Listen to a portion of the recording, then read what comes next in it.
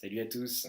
Aujourd'hui, je vais vous présenter Talent Twins, qui est un livre écrit par Ram Charan, Dominic Barton et Dennis Carey. Pour info, il y a un Global Managing Partner à McKinsey, il y a un chairman de Korn Ferry, qui est une grosse boîte de consulting, et enfin, il y a Ram Charan, qui est un auteur qui a fait plus ou moins 25 bouquins.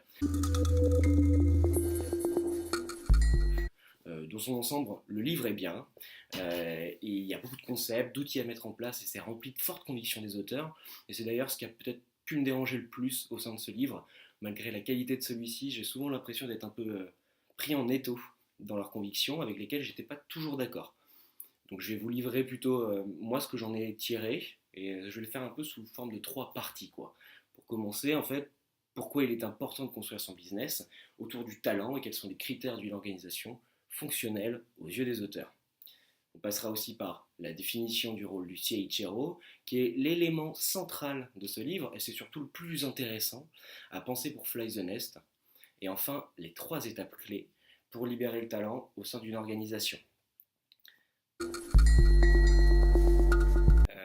Premièrement, le but du livre, c'est d'apporter une grille de lecture sur les nouvelles organisations de travail.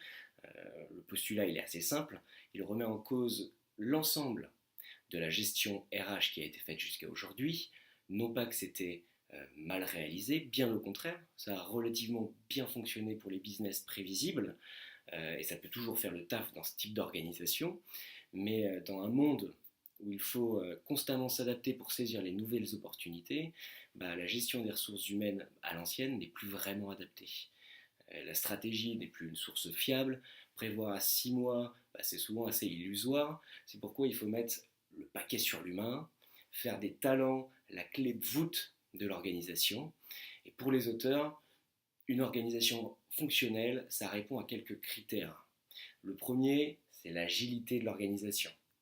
Je vous vois venir, l'agilité c'est souvent un mot galvaudé, ici ça veut tout et rien dire, mais eux ils le définissent par la capacité de l'organisation à structurer en continu. Chez nous ça s'apparente au squad, aux guildes et surtout au rôle tournant.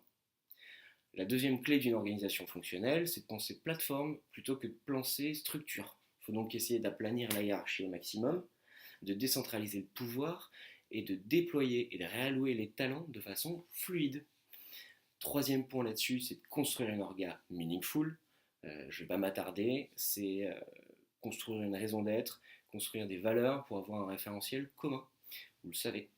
Le quatrième point est de tout faire pour récolter un maximum d'informations sur les collaborateurs, identifier les talents au sein de l'organisation, définir les leaders qui arrivent à motiver les troupes pour le lancement de nouveaux projets.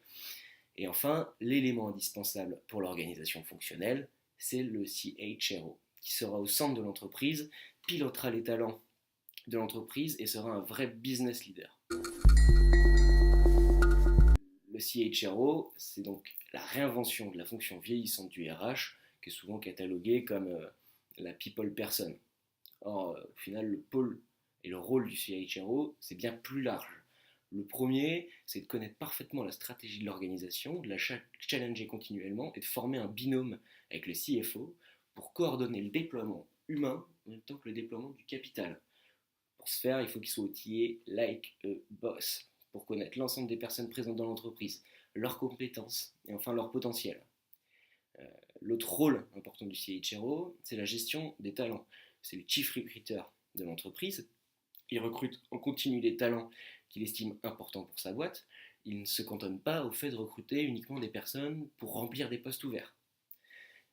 Il gère enfin l'ensemble du cycle de vie du collaborateur, il forme, il promeut et fait continuellement évoluer les troupes par la formation. C'est donc un rôle extrêmement complet. Et c'est pas étonnant qu'il soit super dur à trouver aujourd'hui dans les boîtes françaises. Pour finir, voici aussi quelques guidelines qui ont été laissés par les auteurs pour libérer les talents au sein de l'organisation. La première, c'est piloter en continu le mood des collaborateurs. Comment retenir les talents au sein de l'organisation et s'assurer qu'ils seront à la bonne place pour s'épanouir. C'est une pratique qui devrait être à l'ordre du jour du CODIR ou de tout type d'instances qui sont de cette importance-là. Deuxième point, c'est de repenser, de revoir en continu les différents processus de vie du collaborateur. Il expliquait au sein du livre que deux employés réalisant le même poste, il est possible que l'un soit payé 3 fois plus que l'autre. Et pour les auteurs, c'est normal que la création de valeur quantitative aussi bien qualitative soit récompensée à sa juste valeur. Euh, c'est un élément clé en fait de rétention pour eux.